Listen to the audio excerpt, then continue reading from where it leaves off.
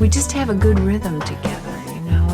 He sort of feels me out, I feel him out, and we go for it.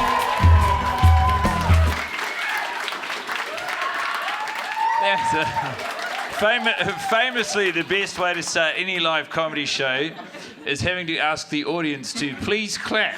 It was a Jeb Bush joke, but I'm aware that most people won't know that, so it's just a little joke for me. It's very niche context. Thank you so much, everybody. Welcome along to the worst idea of all time, our first live episode for season 4. Yeah. Melbourne, how the fuck are ya? Yeah, good shit. There's so many of you here. It's fantastic. And as is tradition at the Worst Idea, when we do a big live show, big sold-out thing, you know, we always have a guest. Yeah. And the guest today, Tim, who is it? It's a new knife. Oh, wow. Hey. Hey. Whoa. That's really uncool. So, let me tell you about what's happened here, guy. I went into You bought a kitchen knife? I did, but yes, and it's ceramic, so I don't think it'll get picked up at the airport on the metal detectors anymore. The shape of it will. It's got that really distinct knife shape.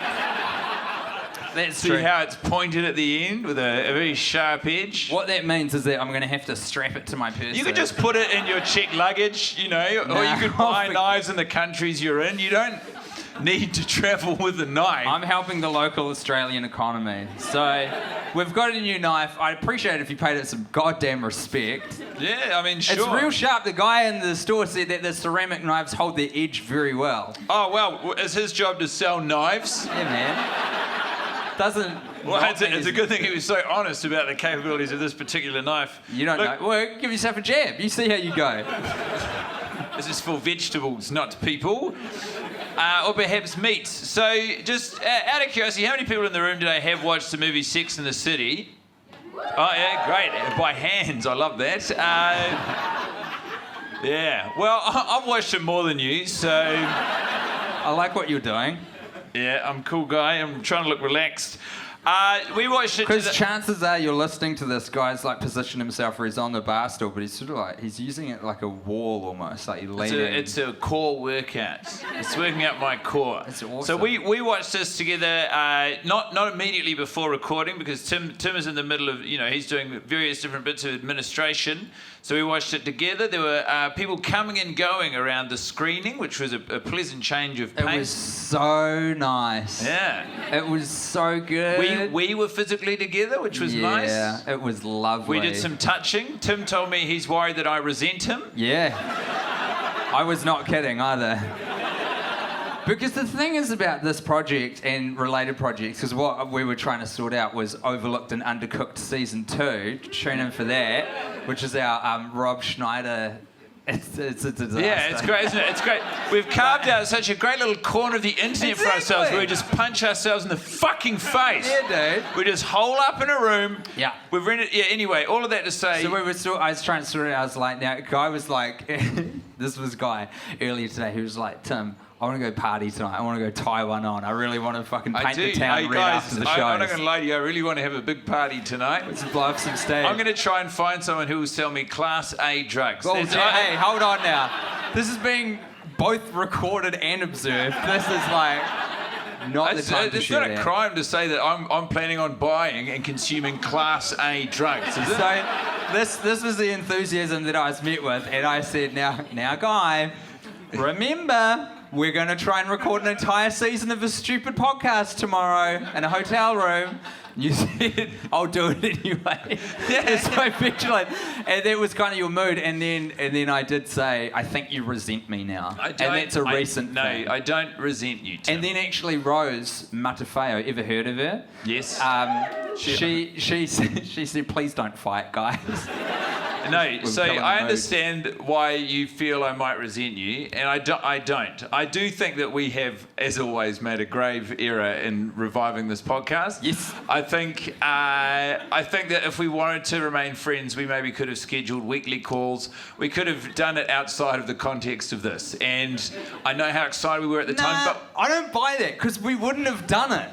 Hey, because it's all like very well and good to say we would have like caught it. We'll make every Wednesday. We'll figure out what the time zone is between New York and New Zealand, and one of us will fucking get up at 6 a.m. to do our regular. We wouldn't have done it. Would have happened. So would you rather sort of just remain friends at a distance, or drive whatever connection we have into the ground?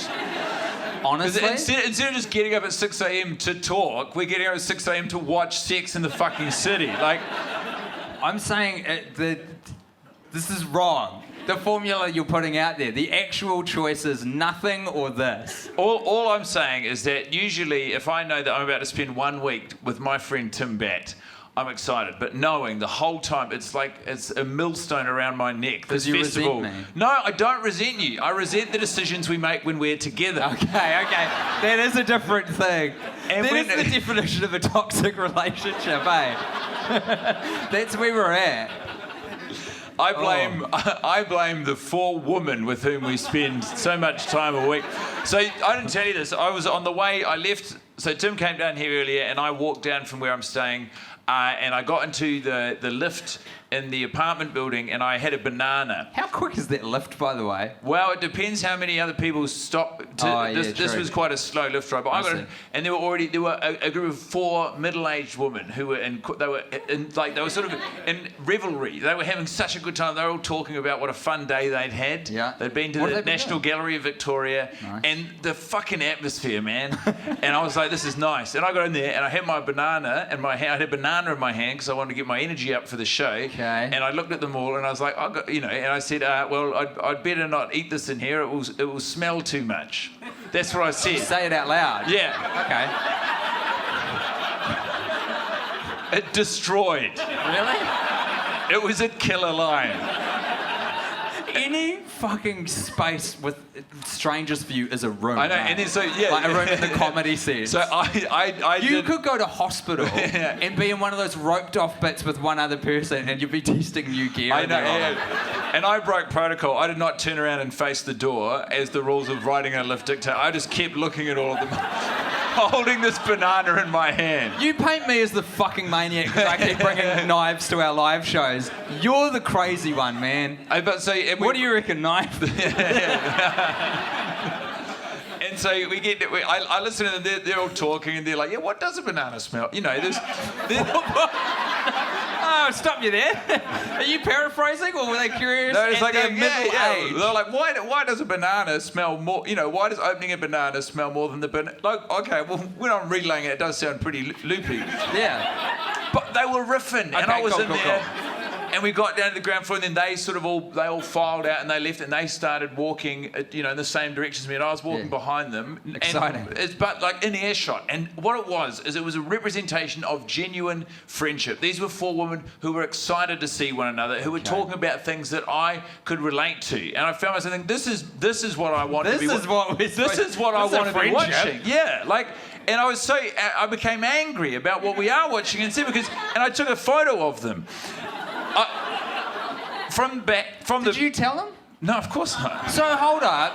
You told the out loud bit was, I was going to eat this banana, but it'll smell too much. And the quiet bit was, I'm going to take your photo. No, that's back to front, my friend. I didn't say anything. Look, here they are. They're all walking in front of me. Okay, you've got their backs, which is weirder. You can't see it, but I was like, this is nice. Anyway, eventually... Wait a minute. I don't even know where to... Well, I just think, it's nice... start with this. I thought where you were going with that, by the way, is because it's 4 women in the elevator. I thought you were like, oh my God, it's Sex in the City IRL. And you were freaking out, and you were trying to pick who was the Samantha and I didn't play who that was game. Because I didn't want to look at them through the prism of these characters. Yeah. I was just like, oh, wicked.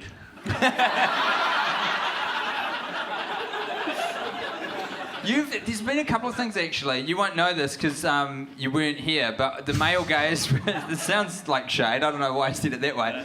We had the male gaze live show just before this one, and Chris was talking about how... Chris Parker, ever heard of him? Yes. I'm going to do that for every comedian I mention, which will be a lot this episode because we're in Melbourne in the middle of the comedy festival. He mentioned how you are sort of... you got a hankering for physical affection at the moment, and how you guys had a hug the other day and just held it a bit longer because neither of your partners are here and you just both were craving a bit of just connection with another human? It's not untrue. I am craving all forms of physical intimacy at all times. And I saw you do it with Ro. It's really, it's lovely to see how affectionate you're being and heartbreaking about how much you need it. Yeah, and then again, mate. Yeah, that's for you. Cool. No, that's for the knife, you fuck. But yeah, no, I do. And then I mean, we did some nice touching when we were watching the movie as well. You and I? Yeah. Yeah. You were lying on me at one point. And I just think, again, it's like when we're together, and this is my fear, and this is why I think you feel like I resent you when I don't. Yeah. But it's that, like, that is the lower, like, you know, that is the lowest ebb I hit bi-weekly. No, is that right? Is bi-weekly two different It's both. Okay. Oh, really? I think that's true. Someone should sort that out. Yeah, there's a million phones in here. Can someone... It is both? What a disaster of language. I know. It's fucked. You can imagine that would have ruined a few book clubs. And it's... Very true. And very quick of you. It's fine with weeks because we've got fortnight, but when you say biannual... Yeah. That's a massive deal because it's a factor of 4 is the difference. You know, it's either once every 6 months or once every 2 years. Yeah. Huge. Yeah, it is. It's tremendous. And I think that there's more gold in these hills, my boy. Keep mining. Keep digging. If there's one... I'm not putting the beer there. I'm going to get the co-host wet. Fuck. Get the co-host. It's ceramic. It can't rust. I want you to dip Why aren't all knives ceramic? That's such a good point. I want you to dip the knife in the beer. That's with the case on. That's gross. Right, I'll take the sheath off. There you go. He's had a little drink. Yeah. Knifey on the piss. Look, I feel like it's only fair we should delve into the actual source material for this particular podcast. Yes. The film. The movie Sex and the City, which today surprisingly ran at 2 hours and 30 minutes again. Do I owe you a... No, not yet. I can't remember which... Have you guys heard the episode yet? There's only one that you might not have heard, but... No, we're good. Do you owe me $100 yet? Has Big walked down the aisle? No, I've made a wager with Tim that Big will eventually walk down the aisle the first time. And Tim tried to refuse the bet on the grounds that I was not mentally sound, but I insisted. But no, everything pretty much played out the same. I have been... Well, not everything, though. What did you notice? That Lily says, look, Mommy... Oh, look at this, Mommy, when they're getting in the car to go to the wedding. I had never heard it before. 34 fucking episodes. And I think it was something about the fact that it was coming through the MacBook speakers. Because you know me, I like a bit of bass. Yeah. And so usually I'm listening through a Bluetooth speaker or some headphones, and I think it was the amount of treble that's in those. It just made a child's children's voice. Yeah. You hear a lot of cries for help in the movie from children, don't you? Hugely, yeah. It's a whole different oral experience. So I'm just saying, don't say that it was exactly the same, because there are small differences every time. There are little moments. I've been souring on now. Famously, I love Miranda. I think she's a devil with the dudes, and she's just good, clean fun. But I am starting to suspect that there is, beneath her calm exterior lies a deep ocean of emotional repression. I think that all right, Alanis Morissette. You noticed I was quoting "Jagged Little Pill." I feel like I've previously stood behind her decisions. Like, I don't think anyone comes off in this movie very well, except for Steve. And remember, Steve does cheat on someone, and I'm still like, "Here, go, Steve." Yeah, that's fucked. But she... Guys, cancel. There's the funnest. There's probably the most fun I've had on this season, ganging up on you. Well, you and the knife can do your worst. I'm a fucking bully. Oh nah, man, I wouldn't bring him into this. He's got total autonomy over his own ideas. It's interesting that I've gendered the knife as a dude. And he did it quick too. Yeah, I did. I didn't even think about it. Yeah. That's interesting. Because usually inanimate objects are women. boats or women. Boats are everything. Most stuff out there is a boat. Yeah. So if you're looking at an object, statistically Yeah. it's a woman. On the rationale that statistically it is a boat. Yeah, well, everything's a boat if you're light enough.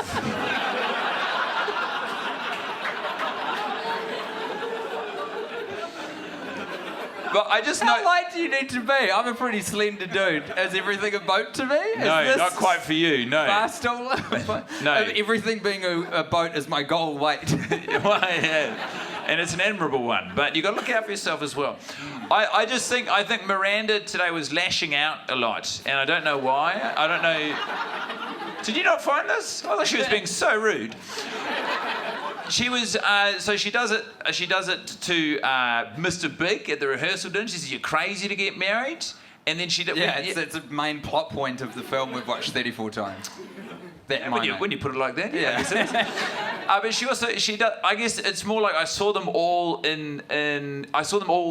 unfurl consecutively, and I thought, you know what, you're not the paragon of morals and principles I thought you were. You're actually you've got a dark side. Miranda specifically, or all Miranda of them? specifically, yeah. Right. And previously, I've sort of just only chosen to see the light in her because I think Cynthia Nixon is probably one of the stronger actors in this movie. Yes. And I would agree. I'm back on Charlotte as a character, but Kristen Davis really fucking hams it up in this. She is a mess. There was, and I will not name names for fear of one of them either being in a relationship or striking up some sort of professional endeavour with her, but Kristen Davis was getting a lot of shade from the comedians in the room about her comedic performance. Well, I just think... Kirsten? I should know her name by now. No, you only need to know Charlotte Goldenblatt, New York. Is it double-barrelled? What? Or is she just swapped it out? No, she is just it swapped it out. Goldenblatt York or York No. Goldenblatt? or is it New just... York is old-timey language. That's when... I know what knee is. Well, Sorry, but say it because I don't know if everyone will. But know that I do. Okay, yeah. In which case I won't say it. But I don't know, like I can't remember what I was going to fucking say, but it was going to be really quite observant. Salient and important. Yeah, yeah. Have you got a shining light? Should I lead with one? Yeah, if you've got one. It's a brooch. Well, is it a brooch? I think it's a brooch. Some sort of ornament that Charlotte is wearing at the fashion... Yeah. What the fuck is that? It's a fashion show. Fashion Week. It's Fashion Week in New York City, everybody. Samantha's come back especially for it. Because it's such a special occasion. She never comes back to New York City. Wait a minute, she's there every goddamn weekend. Her relationship's in tatters. It's almost like they regret writing her character being set in LA for the movie. They're like, we're going to have her in LA. And then every time they create a scene, they're like, this needs more Samantha. We'd better fly her in. There's no fucking reason for her to be in Los Angeles because she's in New York so much of the film. Just do a rewrite, Mattress. You've got the time. What else have you got on? Honestly, what else has he made? I don't know. I don't know why I'm coming at you hard, but... No. I'm fired up! Mattress Pikelet King, as far as I know, has just done Sex and the City and that's it. I don't know if that's true. That's still pretty good. What have we done?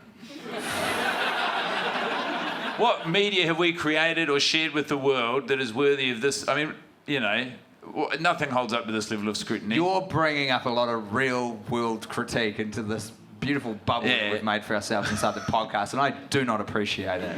Especially with all of my friends from Melbourne here. I thought these were people who liked the podcast. These are just your friends? These are my mates. How wrong you are, Guy. Make some noise if you're Tim's mate. Honestly, less enthusiastic than I was anticipating. Yeah, you could tell because when you said that, it got a much louder noise than when you asked if they were your mate. You were like, who's my mate? And everyone was like, woo! And then you said, I was expecting more. And we heard how many people were truly in the room. Yeah, and it was at least triple. Yeah. Fuck. Don't Have you worry got a about shining it. light? Well, no, I'd like you to describe this brooch in more detail. Brooch. Oh, yeah. Brooch. It's spelt brooch. Is it? Yeah. Has it got a U in it? No, it's B-R-O-O-C-H. There's not two O's. Is there? I'm a bad speller. Is there an accent on the E? There's no E in it. Isn't there? Well, no, I just spelled it with you. B-R-O-O-C-H. Can I share with everyone how it looks in my head? Yeah. I think I'm spelling brioche when I hear the word. B-R-10-C-H-E with an accent. Yeah, you've misspelt the word brioche. Yeah. That's cool. What word is that then? Bruce. No, yeah, it's not. It's not important. I dubbed thee Bruce. Okay. That's knife 4? Yeah, that's your fourth knife. Yeah. I think, it's sort of like if you have 3 pets and you can't keep them going, you don't deserve a 4th pet. I'd probably like to implement a similar policy with knives. Oh, one of them I gave away, but the other one's airport security did take off me. It's big and it's shiny and it's sort of simple, but it's like silver in colour. And also, I've seen this movie 34 times. Okay, so you just... It's about the size of it. Charlotte's wearing quite an elegant black dress at Fashion Week, and it just kind of makes it pop. It changes her from being a stylish shadow to a woman of fashion. And it's the little things, you're going to Fashion Week, it's hard to know how to dress because you don't want to go too formal. You might feel like you're sticking out, deflecting attention from the catwalk models. You don't want to go too informal. You feel out of place and insecure within yourself. I just nodded along. That's completely normal. Do you think anyone going to a fashion event is scared that they're going to upstage the model?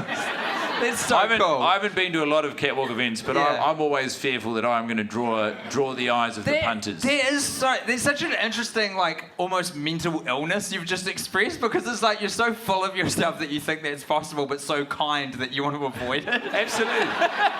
This is definitely a risk, but I will That's make how sure I that it live. doesn't happen. That's how I live my entire life. I'm operating at 70% only out of fear of distracting from everyone else. Imagine you fearless of everyone else's ego. That you were like, I can just shine to my maximum. Imagine that. Imagine that, Melbourne friends. Guy's pretty good, he's pretty funny, he's pretty switched on, but imagine if he turned his brightness up to 100%, because he wasn't afraid of blinding us anymore. It would be too bright. The fucking guardrails came off. This is the same sort of thing. We popped up the little, what are they called? The kitty gutters on the gutter 10-pin guards. bowling, and we've got just uninebriated Monty. Yeah, well, Final form of freezer. We'll never know. But because I do it out of respect. Honestly, though, if you had enough therapy, you could get there, and I want to see it. I think I'd have a lot to unpack before this conversation in therapy. Namely, why I keep coming back to this. But no, my shining light was actually, and it's in keeping with our discovery recently that Louise is entirely a construct of Carrie's imagination. Yes. So it's shone a lot of new light on the conversations that they or she has with herself. Uh-huh. So at one point when she's talking about these shoes, and she goes, Louise holds up the shoes and shows them to Carrie. Yeah. And says, what about these? And she goes, I'm going to take them or something. And Carrie goes, no. I'm going to take them or something. That's how skillful the writing is, that it stays with you after 34 watches. Well, no, I'm going to take these or something. We've seen it 34 fucking times. I can preempt probably the same 50 lines every time, and the rest of them are it's literally it's the parents from Peanuts going, whoa. Yeah. Perfect. It's incredible we can put together this story from how many people are just going, whoa. Do you want these? I think she says. Yeah. And she goes, no, and Carrie wants the shoes, and Louise goes, she goes, I know where you live. And Louise says, well, for a pair like this, I could move. And the idea of, because these are such disgusting and ugly shoes. They're horrible. The idea of Carrie creating someone else to validate her awful fashion choices so that she can play against herself. The more you dig into it, the more sense it makes. Usually our harebrained schemes and theories are fucked, but this one seems like more watertight the further we drag it under the bathtub. Well, It just makes so much sense. She's got so many holes in her own psyche that it's of course she would invent an imaginary friend to justify how fucked she is. At the start of the movie, I don't know how long the series was, about 10 years. These characters have been alive for 15 years. She is an author. She says it in the prologue, she's written 3 books. 3 bestsellers, everyone. Her lifestyle is so far beyond someone who has written 3 books in 15 years. Yeah. We've brushed on this before, but let's fucking dig in. Being an author doesn't get you to where she is. It's nuts. Where's the money coming from? It's a good question. And it's not all big, too, because I think she is... in spite of the sort of fucked things that Carrie does, I think the two movies have done a job in retaining the feminism that she had, feministism that she has. What the fuck is that word? No, again, so that's very similar to broche. Yeah. Yeah. And that you've sort of danced around a word that is out there. But fuck, I don't know. She's very independent, and I think that Carrie's character is one that wouldn't be content to have a relationship where things are often like bought for her. If she covets a pair of shoes, she wants to pay for that herself. No, but like, look, and the fact that this is why it's such a big plot point that the apartment is paid for by Big, you know, because she wants an equal relationship. He buys his things, she wants to buy her own things. she doesn't mind on impact though. She's I got it, and then she goes, "Oh, cool." Yeah, that's true. Oh, yeah, cool. Spend $35 million on this house we have done no checks on. Yeah. And then he just turned, like, this is his version of business. Yeah. He turns to the guy showing them around the house and goes, well, let's sign some paperwork. There is. How happy would you be as a real estate agent to meet John Big? Far out. Just roll up into the penthouse suite, say, hey, this is pretty good. I reckon I can knock out that closet and create an infinity space. Some sort of hyperbolic chamber that doesn't make sense in the constructive time space that we're aware of. I can do something with it, though. He's got a few questions. One of them is presumably, are these walls and curtains jizz-proof?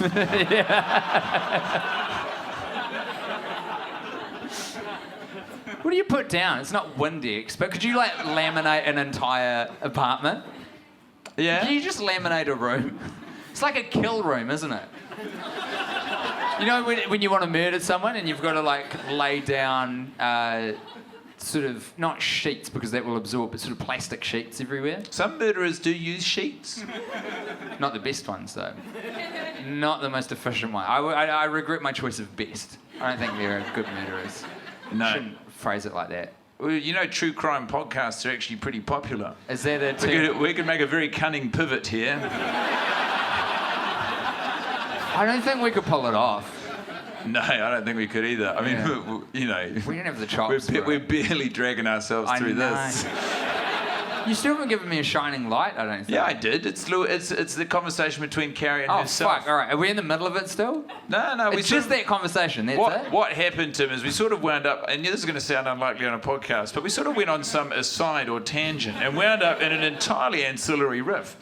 But you pointing out that we did that sort of removed all of the power of it and has Sorry. put the onus of responsibility back on me or us to Yeah. create a new thing to talk about. All right. Well, then can we get our present from Michael? Oh, yeah, if you want. So a lovely fan who's here in the room. Michael, can you just do it? Yeah, he's putting his hand up in the air. Thank you, Michael. Michael's brought us a gift. And what I'd like to do is one of us will read the beautiful card that he has given us and the other one will unwrap.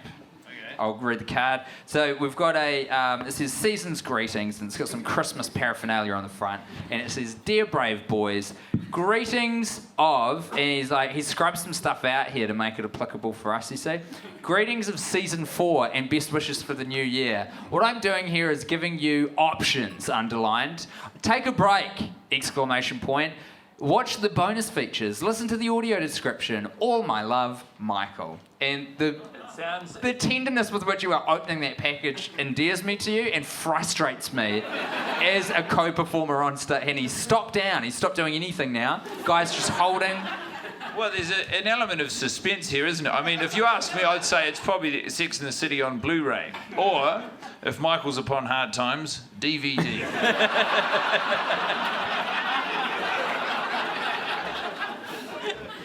Time will tell. Oh, it does look like a DVD. I'm so sorry, Michael. Is it? Oh, it is. Is it? 2-disc special edition DVD video. Oh, Michael. Michael, we're going to refund you a ticket purchase after the show, so just come and see us. There's a price tag for $2 on it. It's sealed. It's not secondhand, and it's some sort of a collector's edition because it's multi-disc, and it was sold for $2, including Australian GST. Well, as two people who have obviously only consumed this movie through legal means online, I wonder if you'd like to hear how it's articulated on the DVD as sold. Weirdly, I had a craving a couple watches ago to know the blurb, and also I don't think we've ever watched the trailer. Have you seen it? Guy, parentheses, guy looks incredibly sad. For too long, Carrie Bradshaw had been looking for love in all the wrong places, but in all the right shoes. Is that in there? Yeah, well, it's not my tag. Honestly, could have been. In this much anticipated movie event, Carrie, Samantha, Charlotte, and Miranda are back 4 years after the hit TV series ended. It's really confusing whether or not they're talking about the movie as it exists unto itself or the movie an extension of the franchise, isn't it? As they continue to juggle career, relationships, motherhood, and life in Manhattan, the girls realise that more than ever, true friendship never goes out of style. I would argue that this is one of the worst representations of friendship on screen. The person who's written that, A, hasn't watched the movie, and B, I don't think is very familiar with the series. It smacks of Wikipedia to me, honestly. I think it's some hungover intern inside whatever outfit writes the blurbs for DVDs, and they have fucked up because this thing is well overdue now and it's about to go to print, and they're like, oh no. Yeah. Just cobble it together. Who cares? Yeah. Who reads these? Only people who have seen the movie already 34 times. Yeah. And you'll be pleased to hear that in the special features, I mean, we're going to have to hire a DVD player to fucking do this thing, but you get a conversation with SJP and Mattress, the fabulous fashion of Sex in the City. This is my one that I'm excited about. Fergie in the studio. Finally, we get to see the great Fergie's process. Sorry, what? Yeah, watch a hit in the making as the singer records Labels or Love for the movie soundtrack. Is it Fergie? Yeah. Did you know that? Picture perfect, beautiful. Did you know that was Fergie? Is that Black Eyed Peas Fergie? Yeah, presumably, yeah. Unless it's a member of the royal family. It's the only other big Fergie. I mean, that would be a huge guess. That'd be a coup. Be really, it's stretching her wings. Look, I really want to thank you for this. Obviously, it's a classy touch leaving the price of it. Yeah. The sentimental value is through the roof, huh? Getting sentimental with Michael. And the gals. I would like. Why is your phone out? Because I wrote a note that I have to. Oh, okay. I have to remember. Is that okay by you? Yeah, that's all right. It just seems a little uncouth at a live show, guy. That's all. No, I think it's a good idea. Approximate running time, 145 minutes. To see it in print. 145. Oh, that must be Devastating. the extended. 145. Let's No, do the math on that. No, that's. I think that's right. Yeah, because 2 hours is 120. No, that's just the amount. I keep thinking an hour is 100 minutes. And why wouldn't you? Why fucking wouldn't you? That's where the metric system let us down, right? We're always going on about how perfect it is. It's not the metric system's fault. It's time's fault. You know. Yeah, I'm furious too, mate. You know the good thing about this, I know you're about to read a note, this is PAL Region 4, so at least this isn't like one where we have to, jailbreak a DVD player or something. Yeah, I think to play. that's quite interesting, actually. Some people will care to know that. Not a lot. When you talk about the tech specs, I'm always like, Tim is talking to himself. A crisp 16:9 widescreen, my favourite ratio of them all. Fuck, isn't it all of ours? Just throw in at any time. I'll stop What down. I was going to say is, have you got any tips and tricks? And we haven't talked about this, but what if you are feeling so blue and low when you watch the movie? Have you got any tips and tricks for how to try and cajole yourself into having a good time? It might not last forever, but even for a second, have you got any means of watching it and being like, hey, No. nothing? So the main one is to imagine you're seeing it for the first time, right? Yeah, I guess so. Which is hard to do. Yeah. Almost impossible. Okay. Is this a genuine ask, or are you leading me down a path? It's both, but Okay. I would be curious because Okay. we need to support each other. Survival tips? I mean, watching it with someone else is obviously number one. Yeah. If you've got another person in the room, it's so much better. Sometimes that's a wife. Sometimes it's a friend. Sometimes it's a dog. Sometimes it's a knife that you've imbued with co-host responsibilities. How is your wife handling the revived? Zoe's sexes? watched the movie with me 3/4 of one time. And I ask her a lot. I'm What like, is- do you want to watch the movie with me? What does she No. say when you go, do you want to watch the movie with me? Absolutely not. Does she say it with disdain? Yeah. Is she cross? I wouldn't describe it as cross, but it's just like vehement, is what I would Very say. certain. Yeah, unmovable. 'Cause Which I respect. That's why I married her. It's like, yeah, of course. Good. Correct. You know? Still sad for me. Well, I try to watch it as the only one I have is that you watch it as though it's your first time watching the movie. Hey, it'd be remiss of us not to comment on the kerfuffle that's happening. What is That's right. There's a lot of people who are getting generally quite excited for what I'm about to say, is the feeling I get, and they shouldn't be. But the wedding scene, right? This is, if you think about it as a fan of the series and someone who's watching the movie for the first time, all the build is towards this big wedding between Carrie and Big. And in your mind's eye, you'd be like, wow, they're really going to do it. You'd be like, I don't know how they're going to stretch out a happy marriage for another hour and a half, but they're really going to do it. Yeah. But there is a towel that is planted in the movie, which is when on the wedding day, the biggest moment in the movie, something that everyone who's a fan of the series and a fan of Carrie Bradshaw has been waiting for. The score is incredibly foreboding. You're right. When she's going to get married, it's not like because you think it'd be light-hearted sort of pomp and ceremony, don't you? You think it'd be quite an exciting time. Yeah. But it's this sort of autumnal sounding. It's not Sex and the City 2. It's not a Liza Minnelli cover of Beyonce, is it? It's foreboding music. It's the inverse of a Liza Minnelli cover of Beyonce. It's strings, and they use the technique. What's it called when you pluck the string instead of using the bow? It's called plucking. No, but there's an Italian word. Is there? Does anyone know? Pizzicato. Do you play an instrument? That was awesome. I'm going to recreate what just happened. Do you play an instrument? Yeah. Too good. That's such a good way to answer any question. Fuck yeah. Can you drive? Yeah. Just decide what you want to be true without trying to mask the facts. Are you supposed to have that knife? Yeah. Yeah. It's actually pretty important. Yeah. I think I am supposed to have it. Yeah. But I mean, you sort of bailed me out there because I had nothing more than that. Okay. I noticed it was foreboding music. Fucking hell. It's in a minor key. What's wrong, man? The whole thing's wrong, isn't it? The whole thing's wrong. Are we running out of puff? Fucking yeah, which is so bad. Do you think we're going to make it to the end of the season?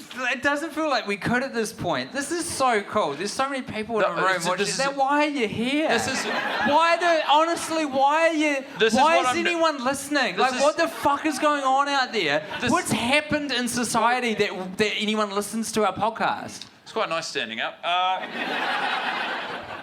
This was my fear, was that, because to me the only value that's left in doing this is that we can now truly capture and represent like the depths of despair. Like we have a responsibility to one another and anyone still listening to this train wreck. These beautiful friends of mine. To prod each other and push ourselves deeper into this sort of funk that we both find ourselves in by watching the movie over and over again. And when you put on a live show, you want it to be an occasion for joy and celebration. Absolutely. So it's a challenging thing to do because all like genuinely, I think the only value in it is we are.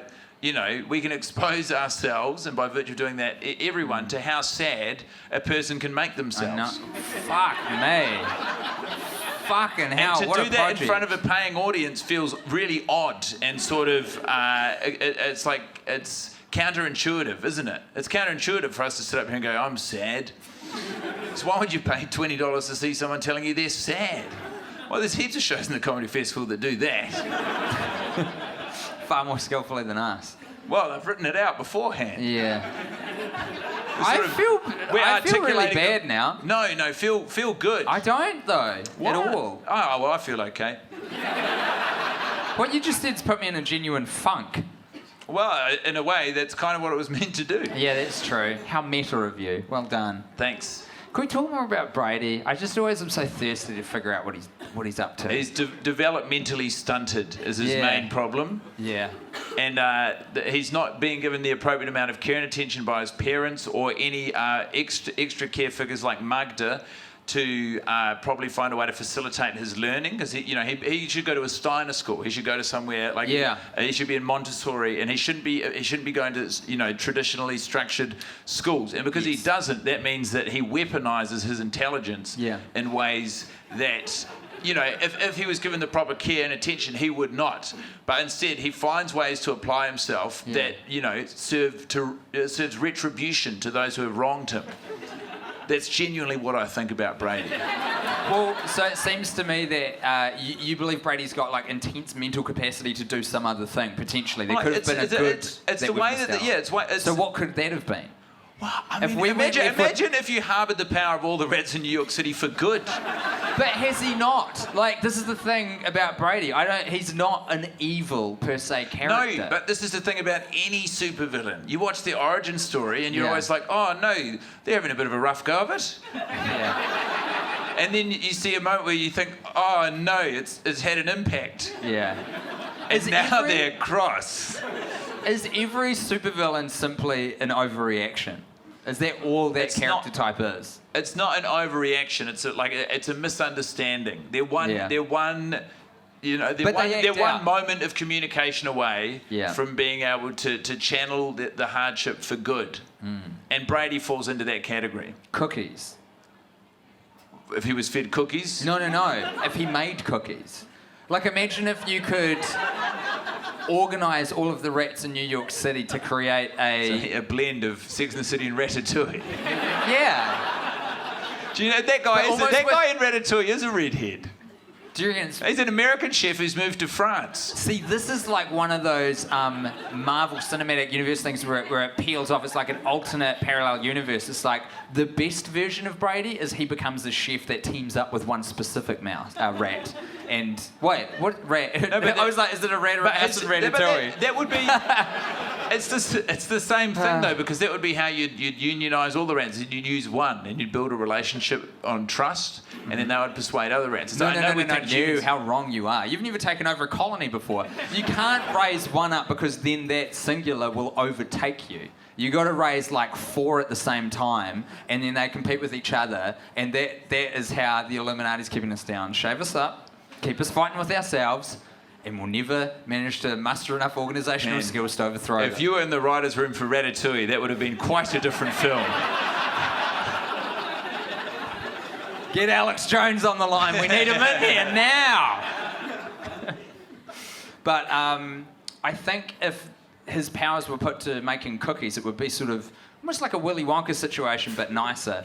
People view Willy Wonka very strangely, like he's some sort of hero, but he's basically enslaved, like captured a bunch of people from their native home and taken them back to his factory and enslaved them. That's fucked. Yeah. They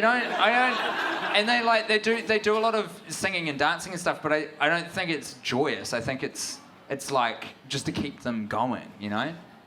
Yeah, I mean, Roald Dahl was actually a pretty dark guy. Truly? Yeah, truly. Have you read his adult stories? Nah. Some of them have not aged well. Oh. But he's really talented at writing. Yeah. But he was of a time. Yeah. Because he's famous for his kids' books, but he started with like these short stories with incredible twists, and they're all very dark and sinister. Is anyone a Roald Dahl fan? I can get into them. They're really fucking good. But is some anyone of them a Roald Dahl fan? Yeah, I think 2 people answered. It's just I'm having almost an out-of-body experience, just showing we've gone downhill, I think. Yeah, I agree. Does anyone want to take over the podcast? Can we do that? No. How funny would that be if we just were like, we literally can't do it anymore, but the season will continue, but someone else is going to be... No, because they can't... They can't... I would feel that they can't...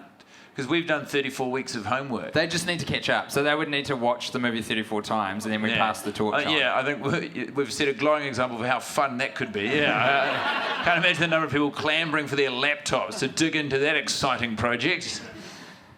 We 2 from here, though, you know? For us? Yeah. Well, that's just us. Yeah. I don't mean tonight. I mean the rest of the season. This is genuinely awful. When it's just us, we can be more. You know, we can touch each other, but we can be mean. It's different. It's a different experience. being in the room with people. Yes. I like the live shows. I like It's so the live. fun. I like the live shows too, but I mean, there is an element of guilt towards. Yeah, that's what it is, folks. We feel really bad that you're here on your own behalf. It's genuine, like, sympathy for you. But that sympathy is actually for us. They are like like the sympathy we feel for them is them feeling sympathy for us for feeling bad for feeling It's a them. real fucking pity party. It's isn't it? cyclical, yeah. It's No, horrible. but I mean, I don't. Guy, let me ask you a question. Let me ask you a question. The fuck is Steve up to this watch, you know? There he is. Swinging around New York City with his giant donkey dick. We never got to the bottom of that, eh? Here are the two possibilities, folks. Either the guy who plays Steve, whose name I forget, David? Yeah, sure, why not? Nope, not coming to me. Either he has a massive penis, or he asked backstage to see someone who famously has a massive penis. I also can't remember who told Guy and I this story, but it was like a Hollywood insider when we were in Los Angeles. I reckon that anecdote could use a workshop. Yeah. But it's something, you know? Yeah, So Steve's got his big old Look, donkey dick. One I- cab for him, one for his penis. I still firmly think that Steve, the untold story here of Steve is, for how much I like him, he does have a problem. He's a sex addict, and it's all approved. Like we've talked about it before. Have we? Yes, Have been a sex addict? Yeah, like remember when he fucked Smith Jarrett? Let me ask my When friends. Miranda Hold on. Does this feel like new? Raise your hand if this feels like news to you, that Steve's a sex addict. And now raise your hand if it feels like established fact. We have lulled the audience. No, there you go. Oh, no. There's quite a lot of people agreeing because he has sex with Smith Jarrett, right? Because they're empathising with one another over how hard they find their relationships with these women. Yes. When Miranda comes into the room after he's confessed to cheating and the dog's on the bed and he gets rid of the dog, there's a guilty look in his eyes that says, I fucked that dog. Yeah. That does not a sex addict make, though. Those are two different things. It's not just Smith. It's not just that beautiful border collie. It's everyone, and it's everyone's fair game to Steve. So that's what he's doing. Even dogs. Wow, that particular dog. Okay. I don't think he's having sex with all the dogs. I like your nuanced take on bestiality. It's like, I don't fuck animals. I occasionally sleep with this specific beautiful dog. Because I'm a sex addict. It's not weird. I'm just a sex addict. That's why I have sex with this one dog. People do that with dolphins. They have sex with one specific dolphin. Yeah, they build a relationship with the dolphin. Really? Well, I don't know. Probably, I don't know. I'm not a fucking genius. Look, it feels like we're running out of steam. You look sad. I am. You should have seen how excited you were when you showed me your knife. Remember that, Tim? Remember that version of yourself not 1 hour ago? It's fucking mean, man. Well, look, So sharp. I know. I would like to say this. I would like to say I love you all for coming out. I'd like to say, Tim, I truly do love you, and I'm sorry it feels like I resent you. We got to find something cool. Love is cool, baby. I love you. No. Let me ask you this. You familiar with RoboCop? No.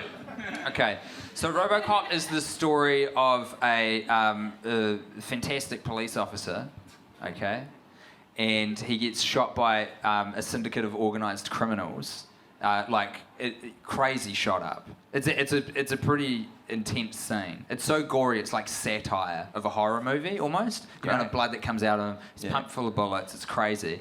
So then, what's the name of the CPD? I think they're called. It's like the police department. They've gotten in cahoots with this private robotics company for this project where they're going to rebuild one of their officers as a cybernetic organism. Is this podcast now you describing other movies? Yeah. And so they rebuild him, and he becomes this like fighting machine. Now, is it possible? Is it at all possible, based on what we know about the two characters, that Smith Jarrett is Dickbot?